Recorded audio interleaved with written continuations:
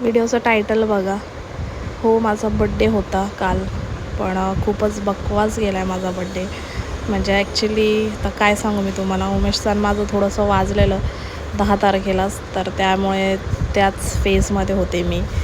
तर मग माझी इच्छाच नव्हती अजिबात केक कट करायची, तरी पण मी केला कट कसं त्याची विश वगैरे केलं. बट नाही, मला नाही झाला, माझी इच्छाच नाही झाली.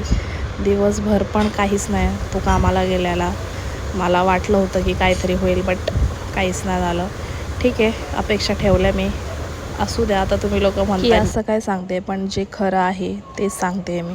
कारण की आमचे पण भांडणं होतात, सगळ्याला वाटतं की भांडणं होतच नसतील, पूर्ण 5 दिवसात एवढी एक गोष्ट चांगली झाली की उमेशने एक लेटर लिहिलं डमरूकडनं माझ्यासाठी. मदर्स डे पण होता म्हणून.